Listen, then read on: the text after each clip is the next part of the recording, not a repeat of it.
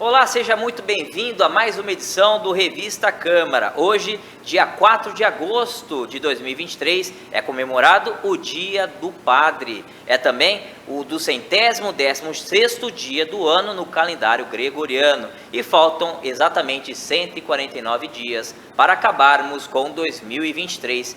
E na história, o que de importante aconteceu no dia de hoje, dia 4 de agosto? Eu converso com o professor Arthur Gomes, professor de História. Seja muito bem-vindo, tudo bem? Muito obrigado, é um prazer, Paulo.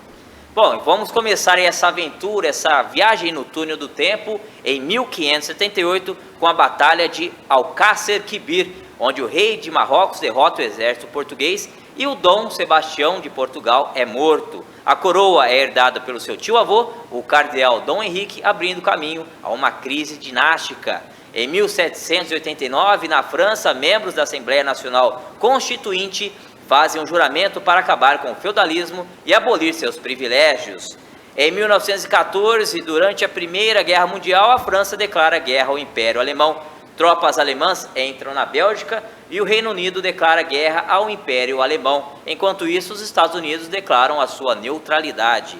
Em 1944, a Gestapo captura Anne Frank e sua família em Amsterdã, graças a um informante, um X9. Anne morreu em um campo de concentração e seu diário ficou mundialmente famoso. Em 1969, Guerra do Vietnã, no apartamento do intermediário francês Jean Santeny, em Paris, o representante norte-americano Henry Kissinger e o representante norte-vietnamita, o Xuan Thuy, iniciam negociações secretas de paz, mas acabam fracassando. Também nessa data tivemos o nascimento, em 1901, do cantor, músico norte-americano Louis Armstrong. Em 1961, Barack Obama, ex-presidente dos Estados Unidos, e do pentacampeão mundial, goleiro Marcos, que jogava no Palmeiras, time do nosso querido Arthur. Também tivemos as seguintes mortes em 1578, do rei Sebastião I de Portugal, como a gente já havia anunciado. Em 1849, Anita Garibaldi, companheira do revolucionário Giuseppe Garibaldi. Em 1957, Washington Luiz, advogado e político brasileiro, que foi o 13º presidente do Brasil. Em 1962, Mary Monroe, atriz, modelo e cantora norte-americana. E por fim, em 2017, Luiz Melodia, ator, cantor e compositor brasileiro. Arthur, tivemos um 4 de agosto agitado na história, começando aí por 1578 com a Batalha de Alcácer Quibir, onde veio falecer e também deu início ao mito de Dom Sebastião, que criou aí o sebastianismo. Isso, exatamente, Paulo. Essa batalha ela foi muito importante para a história de Portugal e para a história da África, enfim, o expansionismo que Portugal havia iniciado em 1415. O que ocorreu foi que o rei, o Dom Sebastião, ele acabou morrendo na batalha. E com a sua morte, ele provocou dois problemas. O primeiro deles, o fim do expansionismo português pela África. Lembre-se que o Brasil esteve nesse contexto do expansionismo português, né? Em abril de 1500, os portugueses tomaram posse do Brasil e simplesmente esse episódio ele vai, repito, colocar um fim no expansionismo português. O segundo problema foi que Portugal, com a morte do Dom Sebastião, ficou sem um rei. Ficou sem o rei. Havia necessidade de outro rei, alguém da família dele assumir o trono, já que a monarquia era hereditária, e existia um único parente dele em Portugal, seu tio-avô, que era exatamente o Dom Henrique. Depois de 2 anos, simplesmente não existia mais ninguém para assumir o poder. O que aconteceu? O único parente mais próximo era o rei da Espanha, Dom Filipe. Dom Filipe passou a governar Portugal na chamada União Ibérica, né? Só um parênteses, Arthur, nessa época era muito comum os parentes das famílias reais casarem entre si, né? Tivemos exemplo, a família Habsburgo, Tudor, né? Dinastia Tudor. Isso. Então era comum, né? Em vários países terem parentes. Exatamente. Aconteceu em vários países da Europa. E Portugal, nesse momento, era um tanto impossível, né? O Dom Henrique era padre e não houve a Tinha um possibilidade. voto de castidade, né? Voto de castidade, portanto, não houve sequência na dinastia. A dinastia de Avis acabou aí. Aí tivemos aí um período de Portugal pertencendo à Espanha, o Brasil por tabela, né? Exatamente. O Brasil foi governado pela Espanha de 1580 a 1640, na chamada União Ibérica. E avançando um pouquinho no tempo, né, Arthur? Vamos falar aí da Revolução Francesa, onde Isso. membros da Assembleia Nacional Constituinte fazem um juramento para acabar com o feudalismo e abolir os seus privilégios. Exatamente. Já está uma mudança aí da Idade Média para a Idade Moderna. Exatamente. Por que isso foi importante? Porque até então, quem governava não só a França, mas toda a Europa, era a nobreza. A nobreza, ela tinha todo o poder, juntamente com o clero, né, com os padres da Igreja Católica, mas a nobreza passava a ter uma importância muito grande, já tinha essa importância muito grande. E esses fins, ou o fim dos privilégios, vamos dizer assim, o fim dos privilégios foi muito importante. Por exemplo, alguns setores da sociedade não pagavam impostos, o clero, os padres da igreja, portanto, e a nobreza não pagava impostos, primeiro e segundo estado. E o terceiro estado, que era formado pela burguesia e pelo povo, eram obrigados a pagar impostos. Esse é um tipo de privilégio. Sim. Tá? Então, obrigações feudais. As obrigações feudais foram deixadas de lado. Então, isso foi muito importante porque a França deu o primeiro passo para o mundo moderno, para a política moderna. O fim do absolutismo foi muito importante. O que é o absolutismo? Aquele poder incisivo do rei, mando e desmando e pronto. A partir de agora, nós vamos ter república na França e assim por diante. Vários países do mundo, inclusive a França, vão passar por modificações políticas muito importantes. Inclusive, eu diria, Paulo, que a burguesia, ela assume poder em 1789, nesse período da Revolução Francesa, e vem até hoje no poder. Se você fizer uma análise dos países do mundo hoje, a burguesia, ela domina esses países do ponto de vista, exatamente, do ponto de vista político. Perfeitamente. Avançando um pouquinho na história, em 1914, também no dia 4 de agosto, durante a Primeira Guerra Mundial, a França oficialmente entra na guerra e declara guerra ao Império Alemão. Aí tivemos aí, assim, não é o começo da Primeira Guerra, mas já um avanço significativo. Exatamente. Houve um problema muito sério nesse período, até 1900. Bom, antes de mais nada, por que eclodiu a guerra? Rapidinho. A guerra se iniciou por problemas de disputas territoriais. Tá? Vários países da Europa invadindo a África e a Ásia. A partir daí, o que passou a acontecer? Um problema muito sério, disputa territorial. Essa disputa territorial, na verdade, é uma disputa econômica. Eles disputavam matéria-prima, mão de obra barata e assim por diante. A partir daí... As colônias africanas, no caso. Exatamente. E o que aconteceu? A Península Balcânica, ela estava sendo observada. E vai ser exatamente na Península Balcânica em que o príncipe do Império Austro-Húngaro... Francisco Ferdinand, ele vai ser morto, né, pelo Gavrilo Príncipe, que era um jovem estudante bósnio. E aí está. Começa praticamente aí que é o início da guerra. É o barril de pólvora, explodiu lá. Exatamente, o barril de pólvora. Um começa a entrar em conflito com o outro, e nós vamos ter dois grupos antagônicos. A Tríplice Aliança e a Tríplice Entente. Os dois grupos se organizam para enfrentar um outro. Tivemos aí o início, então, oficialmente com a França e também o Reino Unido, que declara a guerra ao Império Alemão. Avançando, já mudando de Primeira para a Segunda Guerra, que muitos teóricos ainda dizem que é uma extensão da Primeira, né? Tivemos só um hiato. Em 1944, a Gestapo captura Anne Frank, né, que tem um dos livros mais lidos da história do mundo. Exatamente. O que aconteceu foi o seguinte: a Anne Frank, ela fazia parte de uma família judia, ela nasceu na Alemanha, e quando começou todo o processo da guerra, a família dela se transferiu para a Holanda, foram morar em Amsterdã, na Holanda. O que aconteceu? Quando eles perceberam que a situação estava muito complicada, porque a intenção deles é fugir do Hitler, eles fugiram do Hitler, só que a Alemanha invadiu a Holanda também. E nesse processo em que eles foram perseguidos, eles se esconderam numa casa, um porão da casa, né? E o que aconteceu?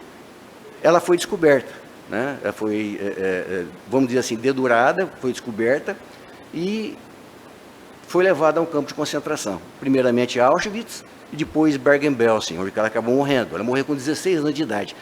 Nesse processo de 2 anos que ela ficou escondida no porão da casa dela, de 1942 a 1944, ela escreveu um diário, ela escreveu no diário dela. E a partir desse diário nós temos o livro, Sim. que foi divulgado no mundo inteiro e hoje... Tornou ela famosa, né? Exatamente. Uma celebridade pós-morte. Exatamente. Né? Tá certo, Arthur. Também tivemos lá na Guerra de Vietnã uma tentativa de paz fracassada, uma guerra que foi um fracasso total para os Estados Unidos. Vale frisar, Paulo, que essa guerra, a Guerra do Vietnã, ela representou uma grande derrota para os Estados Unidos.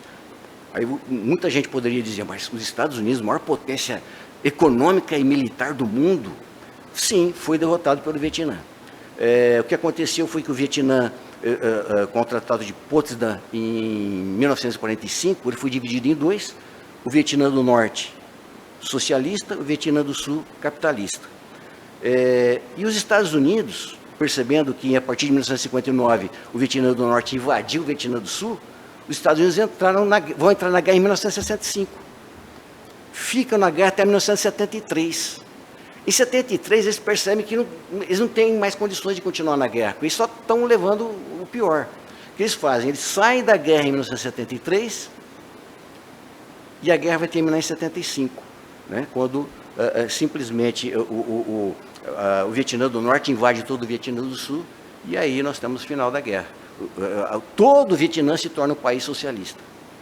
Tá certo, Arthur. Vamos aí destacar, tivemos mortes importantes aqui para o nosso Brasil, né? Em 1849, Anita Garibaldi, que foi companheira de Giuseppe Garibaldi, envolvida na unificação italiana, ela veio a falecer. E também tivemos a morte em 1957 do 13º presidente do Brasil, Washington Luiz. O que podemos falar desses dois personagens históricos brasileiros? Exatamente. A Anita Garibaldi, ela conheceu o Giuseppe Garibaldi, que era revolucionário italiano. Ela aqui em Santa Catarina, inclusive, ela era de Laguna, e ela acabou casando com ele e participou do movimento no Rio Grande do Sul, né? Um movimento revolucionário, e a partir desse movimento revolucionário, logo após esse movimento, ela foi para a Itália com o Giuseppe Garibaldi, e lá na Itália ela acabou falecendo, inclusive, depois, febre tifoide, se não me engano, e ficou marcado na história, né? Ele, o Giuseppe Garibaldi, um revolucionário, e ela se tornou revolucionária também, porque participou da tentativa de unificação da Itália. A Itália, que grande parte do território italiano estava nas mãos da igreja, inclusive Sim. Roma era um território da Igreja Católica, chamado Estado Pontifício. Acabou virando só depois um pedacinho, né? Só o Vaticano. Só pracinha do Vaticano. Só o Vaticano, exatamente. E o Washington Luiz, que hoje em dia é uma famosa rodovia aqui em São Paulo. Isso, exatamente. Inclusive, falar em rodovia, Paulo, o Washington Luiz, o lema dele é governar é construir estradas. Que feliz coincidência. Exatamente. Então, o que aconteceu? O Washington Luiz, ele nasceu em Macaé, no Rio de Janeiro, e na verdade, ele se criou aqui no estado de São Paulo e participou da política paulista, né? Época era café com leite, exatamente. Né? O curioso é o seguinte, ele viveu aqui na região de Ribeirão Preto, para quem não sabe, ele foi vereador e prefeito da cidade de Batatais, né? O presidente Washington Luiz, e mais tarde ele galgou níveis maiores e se tornou presidente da República. Se tornou presidente da República no contexto da República do Café com Leite, né? Em que paulistas e mineiros, paulistas representando o café e mineiros o leite, se revezavam no poder. Ocorre que ele foi tirado do poder, houve um golpe de Estado, Getúlio Vargas o derrubou do poder, em 1930, daí a Revolução de 30, né, que o pessoal deixou famoso aí. Em 1930, Getúlio Vargas dá o golpe de Estado e tira o Washington Luiz do poder. Em 1957, ele veio a falecer no dia 4 de agosto. Bom, Arthur, eu agradeço aí pela participação. Temos aí muita história, muito assunto para debater. E espero que você retorne mais vezes aqui no nosso programa. Será um prazer, Paulo. Falando aí dos fatos do dia. Agradeço mais uma vez. Muito Arthur obrigado. Gomes, professor de História. Muito obrigado. Nós, toda a audiência que agradece. Muito E obrigado. nós vamos continuar falando de história, viu, Arthur? Vamos falar ainda mais um pouquinho. No último mês, Alberto de Santos Dumont, que foi para muitos o pai da aviação, se estivesse vivo, completaria 150 anos no dia 20 de julho. Você sabia, por exemplo, que a Câmara Municipal de Ribeirão Preto foi uma grande incentivadora das pesquisas do pai da aviação? A Daniele Gomes, que é do projeto Câmara na Escola, vai contar um pouquinho dessa e de outras histórias sobre o Legislativo Municipal. Seja muito bem-vinda, Daniele. Tudo bem? Como é que estamos? Bom dia, Paulo. É um prazer estar aqui com você. E hoje eu vou estar falando um pouquinho sobre Alberto Santos Dumont, né? A Câmara, ela vai ter uma participação importante, né, na conclusão do estudo dele na França. Então, vou começar do início. Vamos lá, começando sempre do início. Sempre, né, Paulo? Por quê? Né? Alberto Santos Dumont tinha uma família muito influente aqui na cidade de Ribeirão Preto, né? Seu pai, Henrique Dumont, ele foi considerado o pai do café.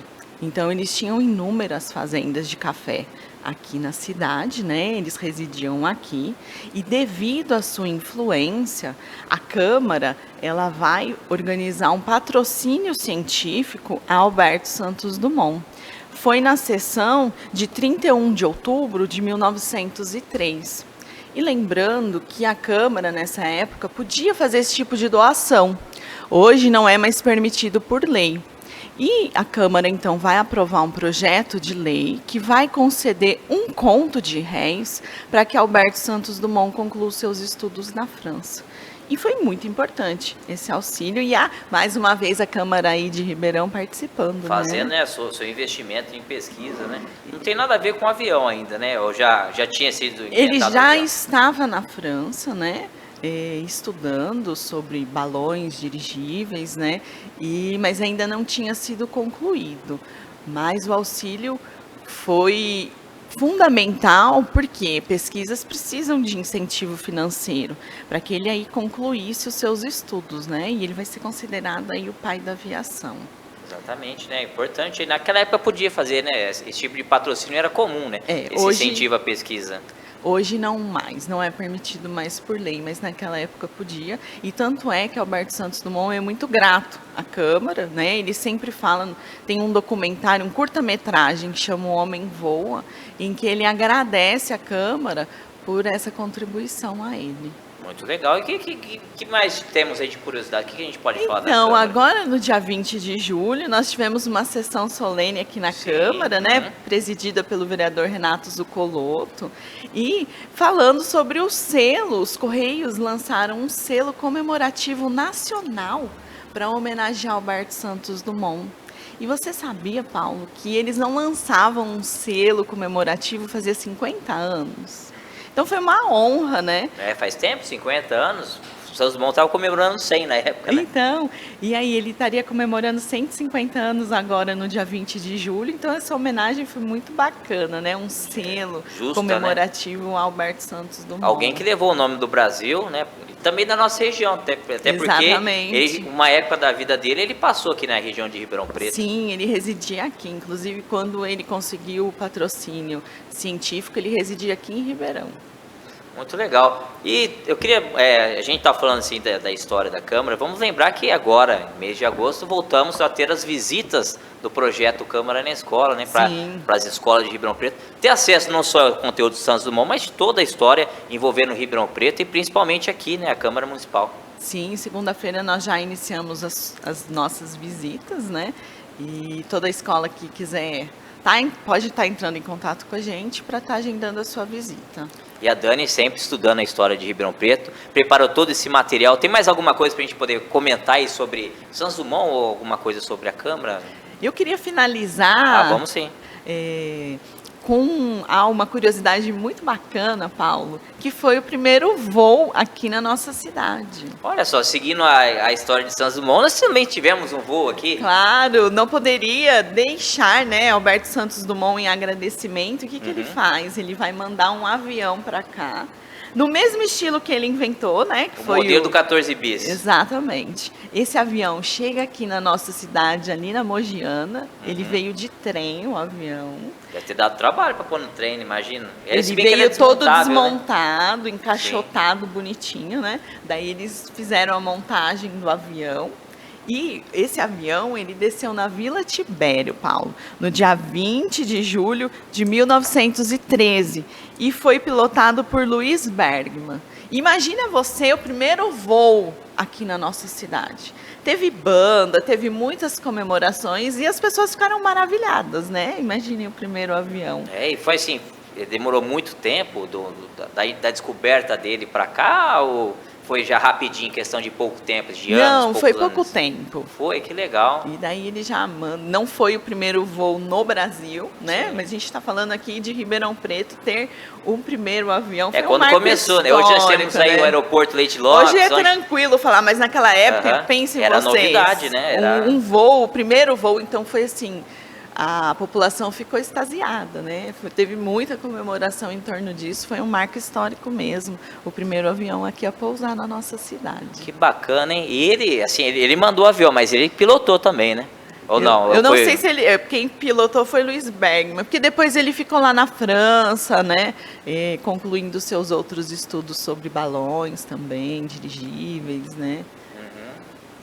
Entendi. Muita tecnologia para aquela época, né? Exatamente. O homem descobrindo o avião, Ribeirão Preto envolvida, né, com o patrocínio, ajudando Eu falo, olha, nós fazemos, inventor. nossa cidade faz parte da história, né? E muita gente não sabe disso. levando né? o nome de Ribeirão Preto para o mundo, né? Exatamente. Começando ao redor da Torre Eiffel, né, onde ele fez esse primeiro voo lá na França, no campo de Bagatelle. Exatamente. Tá certo, Dani, eu agradeço aí a sua participação. É muito interessante saber a participação do Legislativo de Ribeirão Preto aí na história, não só da nossa cidade, mas também na história do mundo, né? Já que a gente está falando de um evento que hoje mudou praticamente tudo aqui no mundo, que é a descoberta, a invenção do avião, né? Exatamente. Exatamente. Muito obrigada pela participação. E as portas, mais uma vez, estão sempre abertas aí para vocês do Câmara na Escola, trazendo muita história aí para os ribeirão-pretanos e para quem acompanha, e para nossas crianças agora, a partir de agosto. Exatamente. Muito obrigada, viu, Paulo? Será sempre um prazer estar aqui com você. Conte conosco sempre. É importante a participação da Dani Gomes, do projeto Câmara na Escola, contando um pouquinho sobre Santos Dumont e o patrocínio da Câmara Municipal, lá para os anos, início do século passado. E já que a gente está falando de tecnologia, vamos falar aí também do meio que avança cada vez mais rápido, está difícil até de acompanhar, viu, Dani? Que é a questão da internet, das redes sociais, e que traz aí, ao mesmo tempo que elimina as distâncias geográficas, também traz novos desafios, como é o caso da comunicação pública. Nós que trabalhamos numa empresa pública, que é a TV Câmara, utilizamos aí das redes sociais e ainda estamos engateando com relação à tecnologia, com conhecimento de uma área que cada vez se desdobra. A gente está falando hoje desse assunto, mas neste momento que a gente está conversando, pode ser que já tenham descoberto outras redes sociais, uma outra evolução. E para falar um pouquinho mais sobre isso, eu convido a jornalista Sara Reis, que é expert no assunto, sabe tudo sobre redes sociais e também sobre comunicação pública, para falar um pouquinho de até o momento, viu, Sara? A gente não sabe o que está acontecendo enquanto a gente conversa, se estão inventando uma outra rede social, mas eu acho que dá para a gente fazer um apanhado atual. Seja muito bem-vindo, é um prazer falar com você. Oi, Paulo, muito obrigada pela oportunidade e pelas palavras, né? Fico muito feliz pelo convite, poder participar aí do programa de vocês.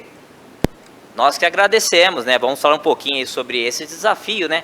Essa evolução contínua que traz muita acessibilidade, muito desenvolvimento, mas também traz muitas questões que preocupam, né? Tanto é que temos aí os debates no Congresso Nacional. Você que trabalha aí acompanham o dia a dia. O que a gente pode falar aí desse debate sobre uma regulamentação das redes sociais e a importância da discussão desse tema? Que ainda engatinha no Brasil, né, claro. Pois é, Paulo. Então, a gente até conversou um pouco sobre isso, né? Porque hoje nós temos dois grandes temas que estão já em debate no Congresso. A gente tem o PL das fake news, que gerou uma grande repercussão nacional e internacional também, né? Inclusive com as próprias plataformas se manifestando, né? O que foi uma novidade, assim, foi uma atuação direta, digamos assim, um lobby direto das próprias plataformas em cima desse projeto. E a gente também tem, esse projeto está na Câmara, ele foi retirado de pauta, e a gente também tem outra grande discussão que vai começar agora no Senado, que é a regulamentação da inteligência artificial, né? A gente teve aí uma comissão de juristas que apresentou uma proposta, essa proposta virou um projeto e foi apresentado pelo presidente do Senado, Rodrigo Pacheco, e agora ela deve começar em breve a ser discutida aí pelas comissões temáticas do Senado. Muito legal, né? Esperamos aí uma agilidade com relação a essa discussão que, como eu disse, está engatinhando ainda e traz muitos desafios, principalmente aqui para a nossa área, que é o setor público. Como é que você analisa a utilização das redes sociais? Agora, podemos falar de Instagram, de TikTok, temos o Threads, que agora recentemente foi inaugurado e surgiu aí também para ajudar nesse desafio de aproximar o munícipe também do seu órgão público. Quais são os desafios que são propostos aí para as entidades públicas, para os órgãos públicos, em se atualizar com relação a essa evolução constante das redes sociais? Paulo, existe um grande desafio ainda que eu acho que é como a gente pode perceber qual é o verdadeiro papel da rede social nesse mundo digital, né? Assim, porque a gente está falando de algo maior, não é só rede social, a gente está falando de presença digital, né? A gente está falando de como a gente se insere como instituição pública, como comunicador público, né? Nesse novo momento que é o momento do digital. Assim como nós passamos por uma revolução industrial, a gente está passando por uma revolução digital e agora a gente vai passar por uma revolução cognitiva com a chegada da inteligência artificial. Então, assim, um grande desafio que eu ainda vejo, principalmente, né, entre os colegas que são comunicadores, qual é realmente o papel da rede social, né? Então, eu não posso ver a rede social como um canal em que eu apenas me divulgo.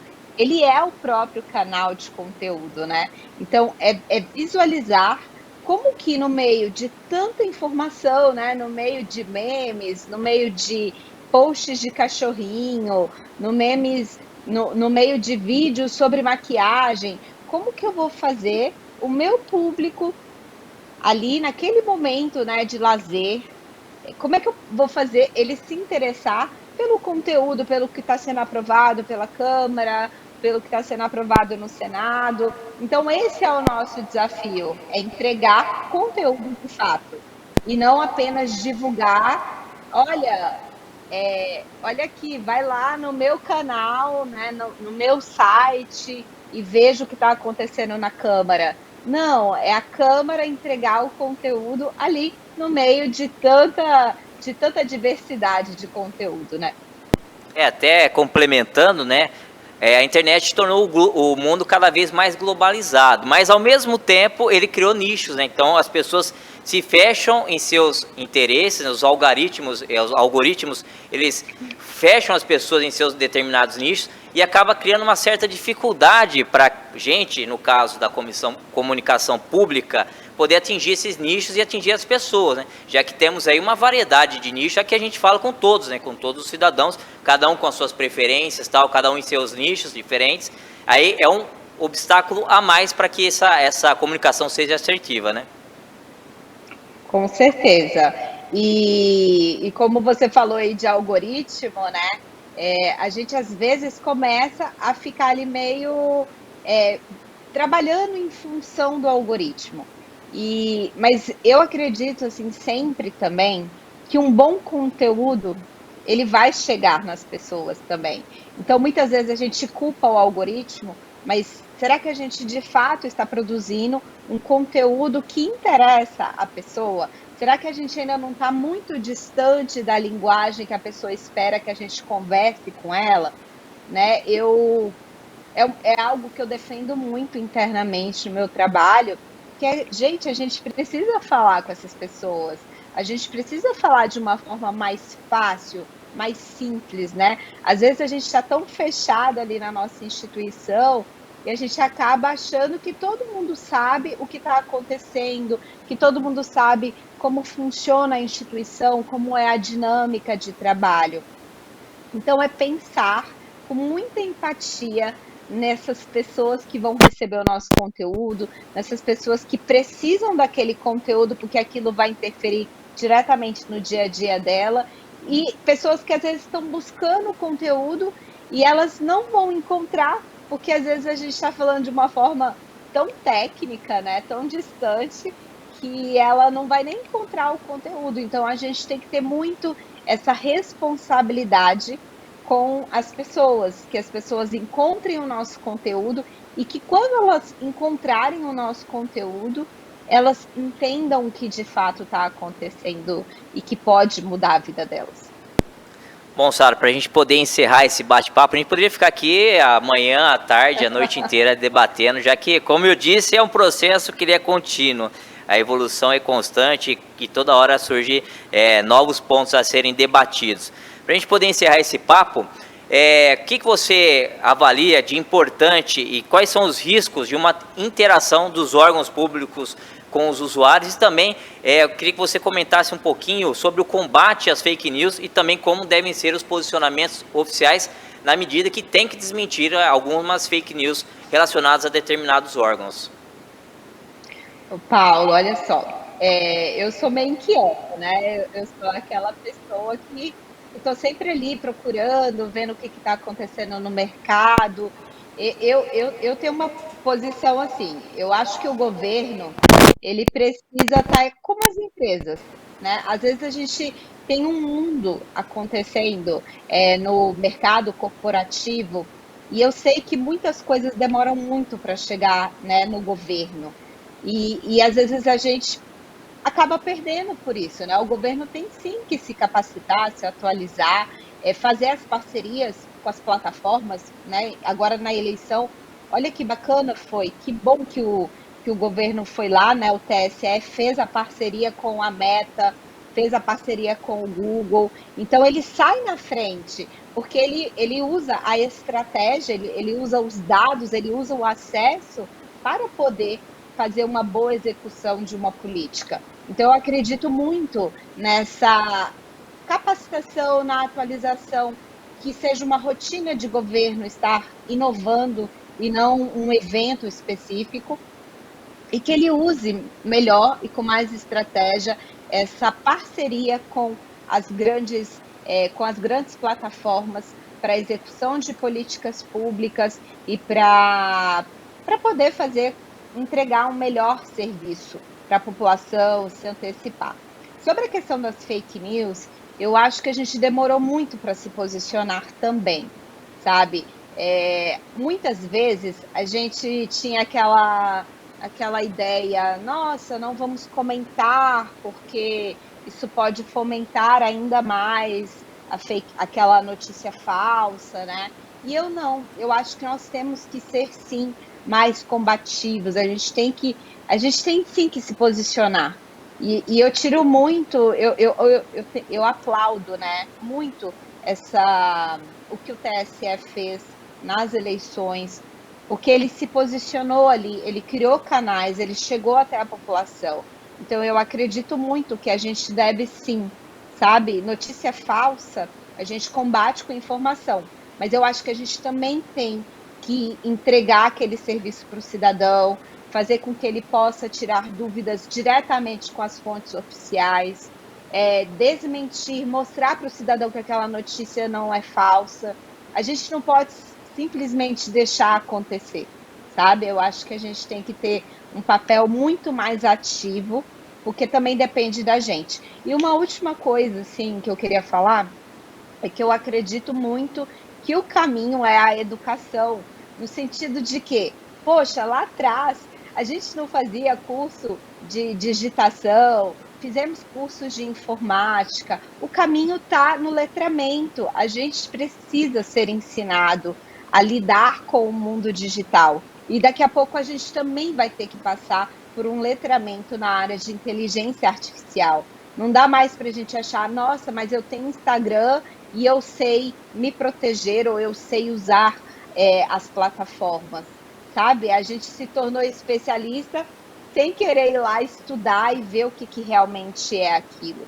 Então, eu acredito muito que o caminho é alfabetizar. A gente precisa entender e ser ensinado a estar nesse mundo, porque a gente não pode ter medo, a gente não pode temer a tecnologia ou a inteligência artificial. A gente precisa, sim, saber usar da melhor forma e, principalmente, saber se proteger, né, dessas revoluções que estão acontecendo no mundo. Tá certo, muito obrigado aí pelas explicações, Sara. Foi um aprendizado, uma aula. Provavelmente estamos já desatualizados, porque já devem ter inventado mais alguma coisa com relação. O senhor Elon Musk deve estar criando alguma coisa aí, nós já estamos desatualizados. Então a gente tem sempre ficar atento, vigiar e aprender cada vez mais sobre as redes sociais e também pela internet. Mais uma vez, obrigado pela disponibilidade. Você fala com a gente aí de Brasília. E as portas estão sempre abertas para que você possa trazer esse conteúdo aqui no nosso programa e ajudar as pessoas a entenderem um pouquinho mais, como você falou, educar os nossos telespectadores, a nós mesmos, aprender cada vez mais um pouquinho sobre redes sociais e seus perigos. Isso mesmo, eu que agradeço a oportunidade. E como você falou, o mundo está mudando muito rápido, né? Muito imprevisível. Então a gente tem que estar, assim, sempre aí se atualizando e aberto, né? Porque as coisas estão mudando, os modelos de negócio estão mudando. Agora mesmo eu participei de uma conferência do Vale do Silício e assusta, porque é muita novidade que está vindo por aí, viu? E a gente precisa estar aberto para poder compreender esse novo mundo aí, tá bom? Obrigada e até a próxima oportunidade. Nós que agradecemos, e já que a gente está falando de internet e das oportunidades que elas geram, para você que está procurando a recolocação profissional, a Francine Rodrigues traz agora algumas vagas de emprego para você. Vamos acompanhar. É isso mesmo, Paulo Bahia. Acompanhem comigo as vagas de emprego. Ajudante de motorista, atendente de lanchonete, atendente de mesa, auxiliar administrativo, auxiliar de cozinha, auxiliar de dobrador, auxiliar de escritório, auxiliar de estoque, auxiliar de limpeza, auxiliar de linha de produção, auxiliar de logística, auxiliar de marceneiro, auxiliar de mecânico de autos, auxiliar de vidraceiro, auxiliar mecânico de ar-condicionado, borracheiro, caldeireiro, carpinteiro, comprador, consultor de vendas, controlador de acesso, cozinheiro, duteiro, eletricista de instalações de veículos automotores, eletromecânico de manutenção de elevadores, embalador à mão, empregado doméstico, encarregado administrativo de obras, encarregado de obras, engenheiro civil, engenheiro elétrico, engenheiro mecânico, faxineiro, frentista, garçom, impressor digital, jardineiro, marceneiro, mecânico, mecânico de automóvel, mecânico de motor a diesel, motorista carreteiro, motorista entregador, motorista operacional de guincho, operador de caixa, operador de ponte rolante, pedreiro, polidor de veículos, promotor de vendas, reparador de eletrodomésticos, serralheiro, servente de pedreiro, supervisor de almoxerifado, técnico de obras civis, técnico em manutenção em equipamentos de informática, técnico em segurança do trabalho, trabalhador em serviços de limpeza e conservador de vias públicas, vendedor de comércio varejista, vendedor de serviços, vendedor interno, vidraceiro, vistoriador veicular e zelador. Os interessados devem comparecer ao PAT das 8 da manhã às 4 da tarde, munidos da carteira de trabalho, RG, CPF, comprovante de endereço e currículo atualizado. O PAT fica na Avenida Francisco Junqueira, número 2625, Jardim Macedo. E eu recebo agora o Dr. Odilon Ianetta para falar de saúde. Você sabia que o Ribeirão Preto é pioneira nas 3 Américas na utilização da inteligência artificial? Não? Eu também não sabia, mas é isso mesmo. O Dr. Odilon já utiliza essa tecnologia desde 1996, há 27 anos atrás. Doutor, seja muito bem-vindo novamente ao nosso programa. Eu que agradeço, é um prazer enorme voltar aqui e poder tecer alguns comentários a respeito dessa inteligência, da aplicação dela, o que ela traz de benefício. Então, agradeço você e a TV Câmara aqui por ter me convidado. Bom, vamos começar, como diria o filósofo, do início, né? Como é que surgiu a ideia de utilizar essa tecnologia? Como é que o senhor desenvolveu ela ainda em 1996 e qual que era o cenário da medicina naquela época que difere de hoje? Naquela época, a minha mãe sofreu uma fratura de quadril e eu não vendo outra metodologia que pudesse dar informações mais precisas, eu fui para a Europa. E lá eu convivi com o Rico Lenza, que é um professor famoso na época, que mais entendia de osso. E eu fui lá e comecei a trabalhar, estava na fase de desenvolvimento dessa tecnologia. E eu comecei a trabalhar com ela. E de repente trouxe para o Brasil, comecei a fazer os estudos na faculdade e observei, acompanhando vários casos de doenças, né, que tinha alguns dados comuns a várias doenças crônicas. Então eu falei, puxa vida, essas doenças crônicas são só diagnosticadas quando elas são instaladas. Então você tem infarto, derrame, aterosclerose, osteoporose, fratura. Quando não tem jeito de você voltar mais, você Sim. é obrigado a tratar o paciente com os recursos que você tem, ou clínico ou cirúrgico, né? E aí nós desenvolvemos uma quantidade de trabalhos que mostramos o quê? Mostramos que se você identifica essas alterações inflamatórias crônicas em qualquer doença, você, antes, 20, 30 anos antes da doença se instalar, você sabe que vai ocorrer. Então, você pode orientar, fazer prevenção. A prevenção pode ser primária ou secundária, né? Então, eu trabalho com prevenção primária, eu prefiro a primária. Ou seja, antes de você ficar doente, se eu tiver alguns parâmetros que me falam para mim, ó, cuide disso, orienta tal, aquilo, você vai se beneficiar, todos nós vamos nos beneficiar. Então, hoje, eu uso essa tecnologia, publiquei vários trabalhos sobre ela, e o que nós observamos? Nós observamos com relação ao osso, por exemplo. Antigamente, o raio-x tirava uma fotografia sua, como está teu osso. Essa tecnologia avalia a estrutura de sustentação. Vai além da chapa, né? A elasticidade, a homogeneidade, como estão as proteínas ósseas, como estão os micronutrientes, que é uma coisa vasta. E quando você repõe algum tratamento, permite verificar se esse tratamento é eficaz ou não. Então, acabou aquela coisa de você tomar o remédio dali 3 meses, 6 meses, e falar, eu vim aqui, não mudou nada. Não. Esse você institui e você, em curto prazo, com 3 meses, com 6 meses, inclusive agora em setembro, eu irei para São Paulo no Congresso de Nutrologia, que me convidaram para falar sobre isso, sobre essa inteligência e sobre o uso de hormonioterapia e que essa inteligência promove. Então, hoje eu dou, na minha clínica, nós temos pacientes de várias especialidades, né?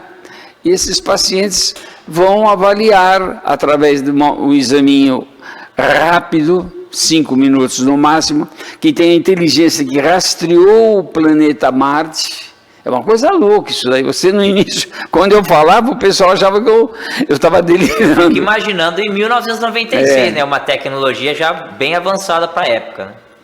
Muito avançada. Ainda hoje, em termos dessa investigação que nós fazemos, não tem nada que mudou, o que alterou. Mas ela diferencia, por exemplo, as pessoas que têm problemas de osteoporose, de artrose, de osteopenia, de fratura, e que você faz o diagnóstico na hora lá, hoje você com 20 anos de antecedência, você fala assim, você tem chance, você precisa fazer isso, você vai orientando. Então é uma medicina preventiva primária, antes da doença se instalar. Só para você ter ideia da importância desse exame, 72% das pessoas, eu falei 72% das pessoas que morrem acima de 60 anos são devido a um processo inflamatório crônico, que você pode diagnosticar agora. Então hoje você tem às mãos uma tecnologia inócua, você repete quantas vezes você quiser, não tem problema nenhum, rápida, não emite radiação, e você acaba orientando o paciente com muitos anos de antecedência de ele ser acometido por alguma doença. Bom, doutor, e como é que funciona esse equipamento? A curiosidade agora é como é que funciona, como é que conseguimos fazer esse diagnóstico? Então, existe uma coisa chamada transdutor, que pega o dedinho bilateralmente da região da metáfise aqui. Sim. Então, você vai colocando e ele mede faz 98 medidas. Isso dá em 5 minutos. Se você coloca no lugar errado, ele não mede nada. Se estiver na região certa, ele mede. Então, aí no final, ele dá as curvas, né, de qualidade, de quantidade, qual é a gravidade da perda que você teve. E quando você faz controle, ele mostra, por exemplo, se você melhorou, se você piorou pelo próprio exame. Quer dizer, é uma tecnologia que a gente se assustava naquela época. E hoje, para mim, é uma coisa comum, normal, ser visto no dia a dia. Então foi disso, foi de uma busca de alguma coisa para a minha mãe, ou seja, lembro até dela que ela falava, males que vêm para o bem. E hoje eu lembro, o fato dela ter fraturado me levou em busca de alguma coisa para ela, e que na verdade, hoje é para todos. É, um grande avanço aí naquela época, né? E voltando agora para os dias atuais, como é que o senhor vê toda agora essa corrida pela utilização da inteligência artificial, da AI? A gente vê a medicina evoluindo. O senhor acredita que esse projeto do senhor também ele está em constante evolução? Como é que o senhor avalia as diferenças daquela época para as épocas atuais? Eu, inclusive, desenvolvi um projeto e trouxe para a Câmara. Entreguei para um vereador, acho que 2007, 2006. Inclusive me deram até o título de cidadão Ribeirão Pretano pelo projeto, né? Fiquei animado, falei, vou colocar em Ribeirão Preto para todas as comunidades, vou de bairro a bairro, né? De repente, acabou. Então, um projeto altamente social, com um retorno econômico extraordinário para o município e para as pessoas, eu vi morrer sem ninguém me dar atenção nenhuma mais. Então, eu falei, bom, se você não me escuta, eu vou procurar alguém que me escute. Eu acho que a vida é assim. Sim. Então, eu acabei trabalhando, particularmente com convênios e tal, e desenvolvendo essa tecnologia. Hoje, nós estamos na 4ª geração. A primeira geração era uma estrutura grande, pesava 73 quilos. A segunda geração passou a 18 quilos. A terceira geração, 14 quilos. E agora a 4ª geração é 1,5 kg. Então é uma caixinha que tem lá os componentes internos, que fazem essas leituras, jogam tem uma plataforma, é evidente, né? Então joga esses valores, você vê os valores, você mostra para o paciente vê como estão os pulsos do osso dele, por exemplo, no caso se for de osso, né? Se existem amplitudes, são grandes, são atenuadas, à medida que vai diminuindo a amplitude dos pulsos, você vai percebendo que a pessoa vai se aproximando de ter a doença. Essa 4ª geração, a partir de 7 anos de idade você pode começar a fazer. E a partir de 30 anos, ele já disse se você vai entrar ou não em algum estado. Eu não sei, se isso pode assustar alguém. Eu acho que não. A inteligência artificial veio para ocupar um espaço, ela não vai tirar ninguém, você vai aprender a lidar com ela, da mesma maneira que nós aprendemos a lidar com o teu computador. Então, o celular, né? O celular é uma evolução. Hoje eu estou ainda aprendendo a usar o celular, né? Se você se dedica, você vai usar mais. Então, nós estamos felizes de ter vindo aqui e trazer para você essa informação. Bom, é legal o senhor falou aí da redução, né, como o tempo vai passando, vai evoluindo também a tecnologia, de 70 quilos para 1,5 kg, ela facilita até na locomoção, né, como o senhor falou também da utilização para a comunidade, é até um fator que seja preponderante, né, o tamanho do equipamento ser cada vez menor, fica mais fácil dele de ser levado para as distantes comunidades de Ribeirão Preto, por exemplo, né. Exatamente. Hoje você tem uma bolsinha que você coloca tiracolo e você você não precisa nada especial. Você precisa de um computador, espeta no computador, o computador na tomadinha para pegar a eletricidade e você faz os exames. Então você não precisa de uma determinada área reservada, de planta baixa, de proteções, de bairro, que fica caro antigamente, né? Hoje você faz, por exemplo, eu trago aqui, eu faço aqui, na tua mesa mesmo, sem problema nenhum. Então é uma facilidade muito grande. Nós esperamos, é sempre uma esperança, né? Porque eu não tenho nenhum envolvimento político. Então eu nunca interagi com pessoas assim. Eu não sei se foi isso a falta de a gente não ter conseguido em Ribeirão Preto, entendeu? Uhum.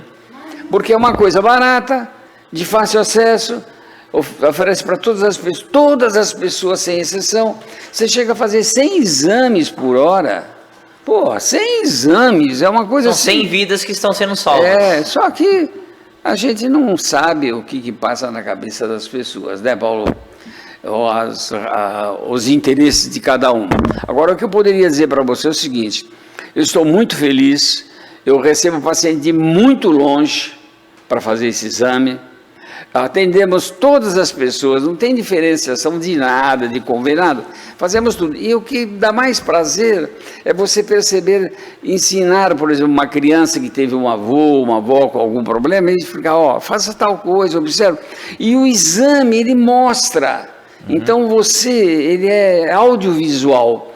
Então você vê os valores, os comentários, por que você tem que fazer isso, o que você tem que mudar. Então fica mais fácil para as pessoas aceitarem as orientações.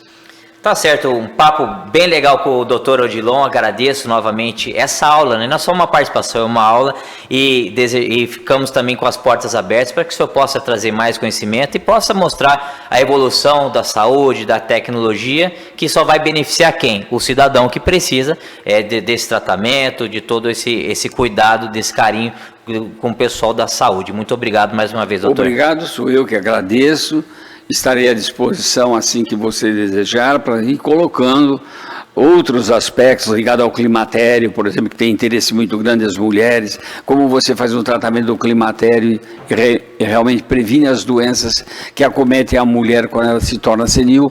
Não, por exemplo, essa tecnologia mostrou que a menopausa, ninguém trata da menopausa. É uma mentira. Menopausa é uma data. Eu não posso tratar da data, como eu não trato do teu aniversário, você não trata do meu aniversário, né? Então essa tecnologia está removendo uma série de preconceitos, e crendices, e dogmas, então tornando a vida mais feliz. Tá certo, muito obrigado pela participação mais uma vez, doutor Odilon. Esperamos que o senhor volte com muito mais informações e nós vamos para o nosso rápido intervalo e voltamos na sequência com muito mais aqui no Revista Câmara. Não saia daí.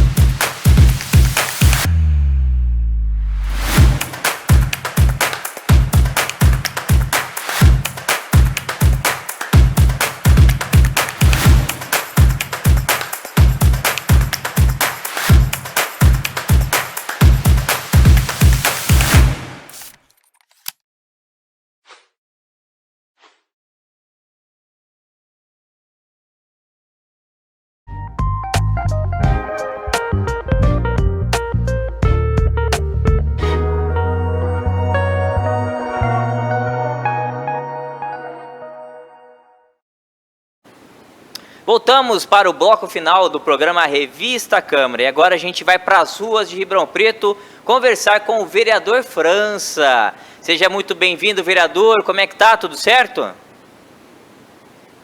Oi, Paulo. Boa tarde. Tudo certo? Para você, para todos da Câmara, da TV Câmara. Certo, vereador. O senhor tá... Por onde o senhor anda em Ribeirão Preto? Eu estou aqui no Portal do Alto, né? Estamos aqui na Associação Brasileira para promoção. Deixa eu voltar aqui, estou errando até o nome. Associação Brasileira para Prevenção de Maus Tratos e Crueldade aos Animais. Essa é uma grande pauta aí do mandato do senhor, né? Cuidado com o animal, com os direitos dos animais. O que o senhor pode falar dessa reunião? O que temos aí de positivo para que o munícipe possa saber aí?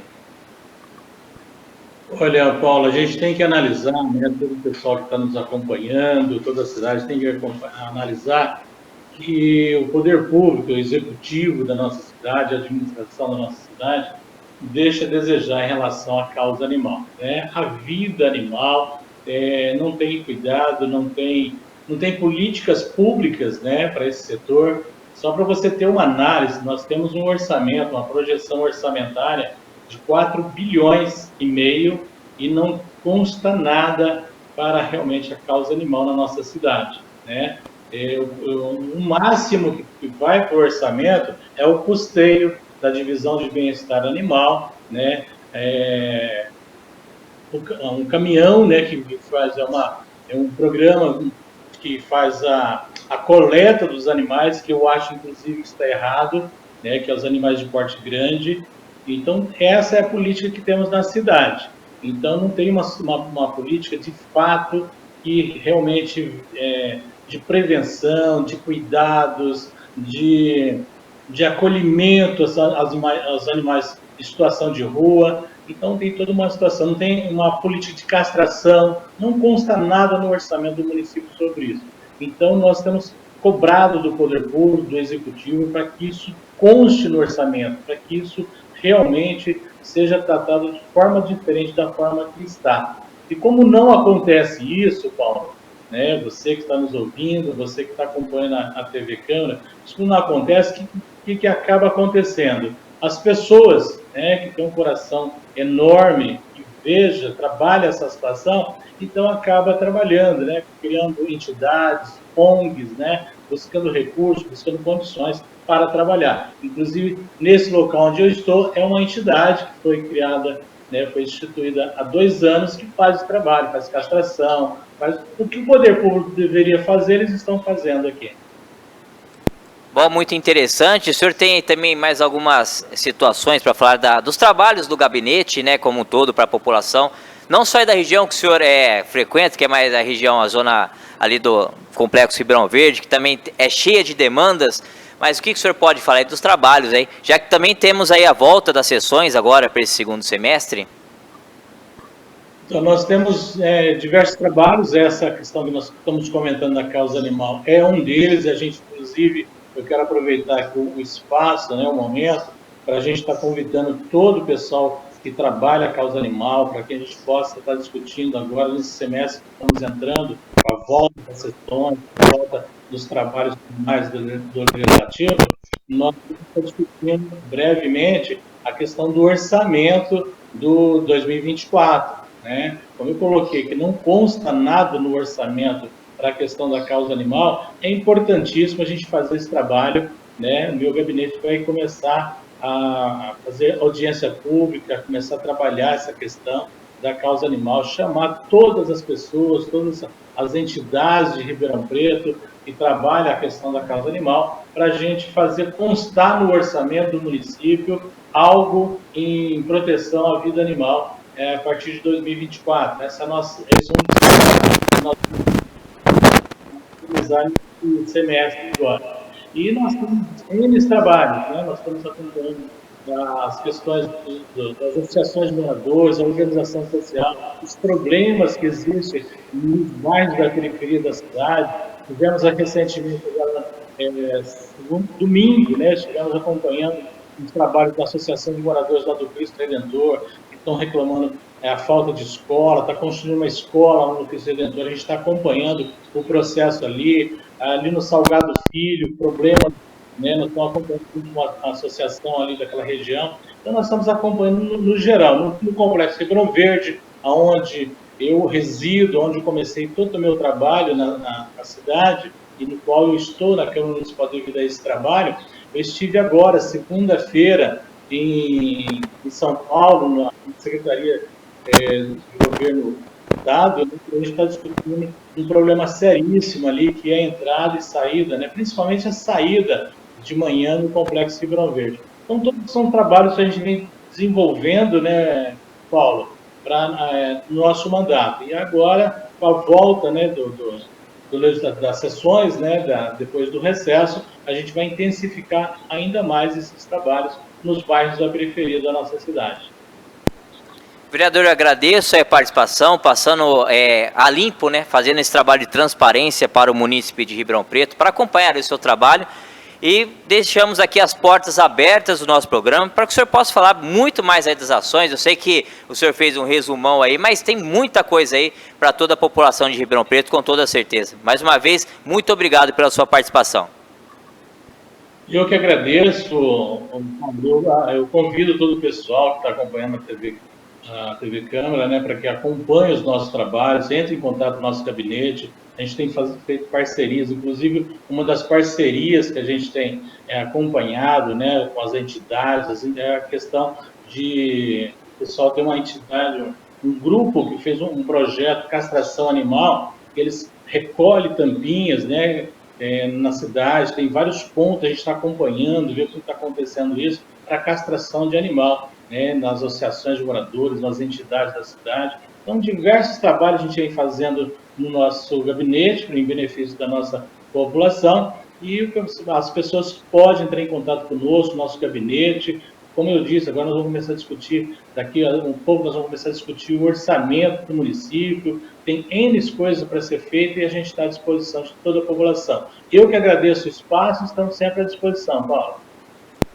Tá certo aí, portanto, o vereador França, falando das ruas de Ribeirão Preto. E por falar em ruas, vamos com o repórter André Luiz Jesus. Ele está fazendo essa série maravilhosa sobre as ruas de Ribeirão Preto. Hoje ele vai contar um pouquinho da história dos homenageados das ruas Cerqueira César, Marcondes Salgado, Lafayette e Florencio de Abreu. Vamos conferir.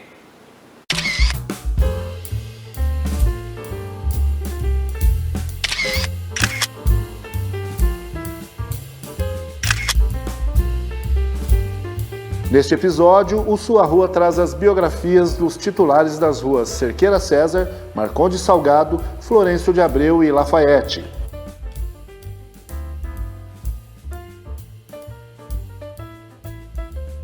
José Alves de Cerqueira César nasceu na antiga freguesia de Nossa Senhora da Conceição dos Guarulhos, em São Paulo, em 1835. Foi um dos fundadores do Partido Republicano na cidade de Rio Claro, secretário e depois presidente da comissão diretora do Partido Republicano Paulista. Foi vice-governador do estado de São Paulo durante o governo de Américo Brasiliense e ocupou também o cargo de senador. Faleceu em São Paulo em 1911. Júlio Marcondes Salgado nasceu em 1890. Foi oficial da Força Pública do Estado de São Paulo e comandante das tropas durante a Revolução Constitucionalista de 1932. Foi promovido a general após sua morte, também em 1932.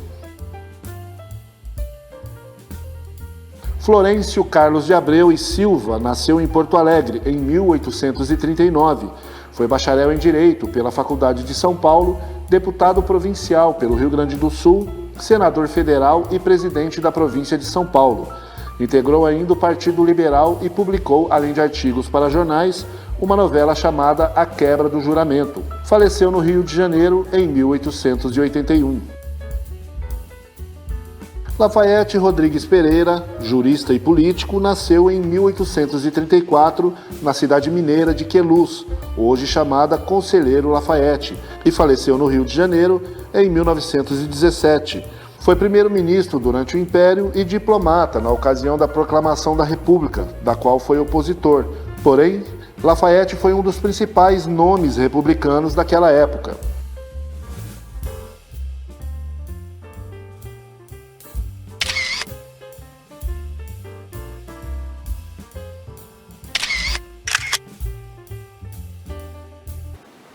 E falando das coisas da Câmara Municipal, o vereador Renato Zuccolotto fala sobre a Lei de Uso e Ocupação do Solo, aprovada por esta Casa de Leis e que contou com emendas de sua autoria. Vamos ver aí o que o vereador Renato Zuccolotto pode falar dessa lei. É com você, Renato.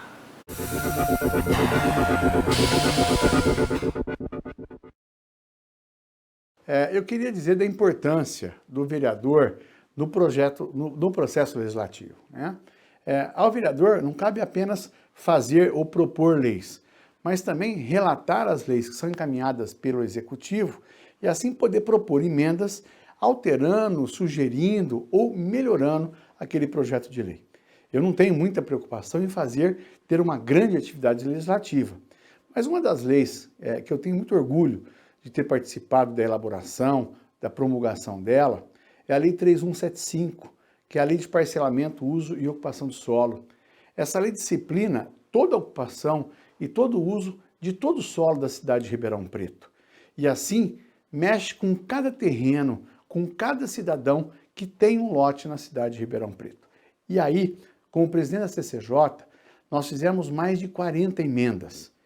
Isso demandou um estudo muito aprofundado, não só meu, mas como também de todos os vereadores, para que pudéssemos pegar uma lei que tem mais de 300 artigos e que tem termos muito técnicos. Na verdade, a lei é quase que uma sopa de letrinhas, né? Disciplinando aonde pode edifício alto, aonde não pode, aonde pode fazer empreendimento comercial, onde não pode, ou seja, isso muda a vida de cada cidadão de Ribeirão Preto. E essa lei foi promulgada pelo prefeito com todas as emendas que foram propostas e aprovadas e recebeu o número 3.175 de 2023. Então, eu me orgulho de ter sido relator desse projeto de lei complementar e poder deixar esse legado para as futuras gerações de Ribeirão Preto. E lembro que a última lei de parcelamento e uso e ocupação de solo, que estava em vigor, era de 2007, ou seja, uma lei extremamente antiga e que proporciona agora, com essa nova lei 3175, uma requalificação de todo o uso e requalificação do solo urbano de Ribeirão Preto.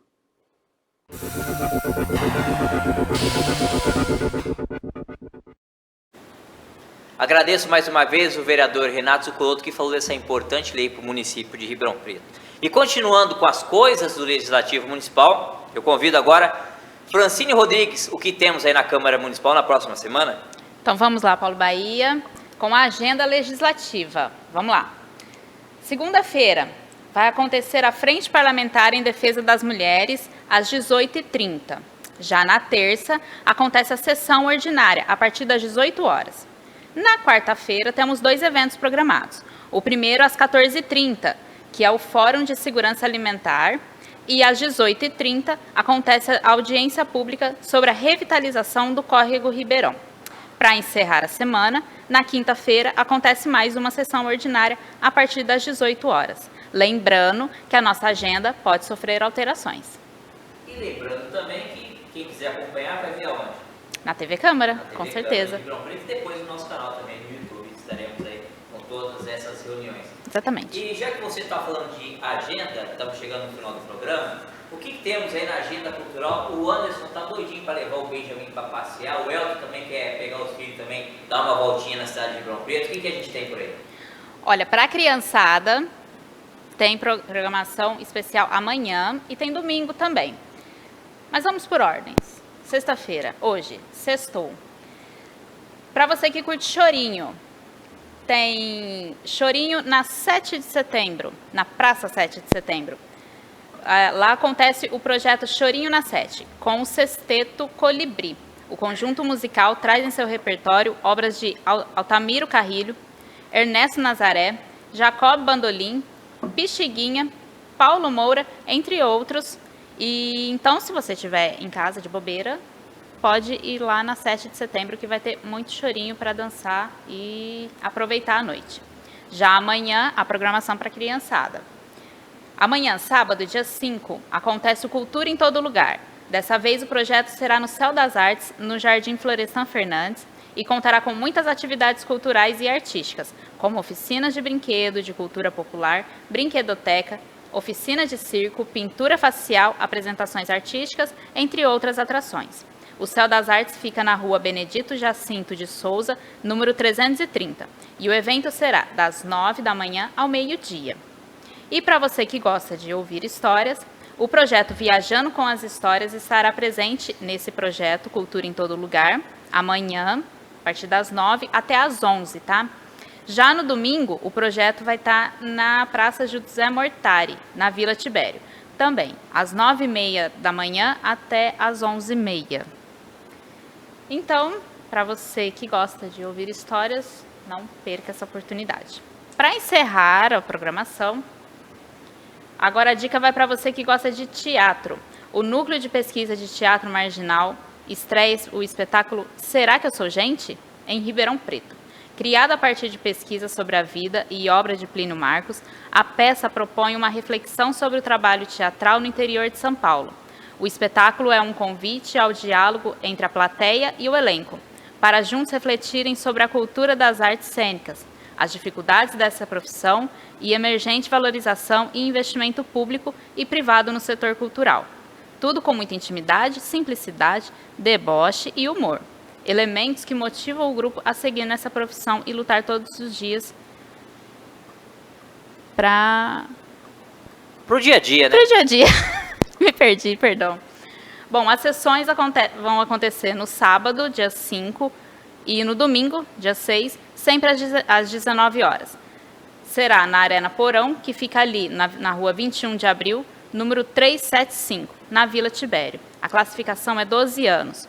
Os ingressos podem ser retirados até 1 hora antes do espetáculo começar. E lembrando, todas essas atividades que eu acabei de passar são gratuitos. Então, aproveite seu fim de semana.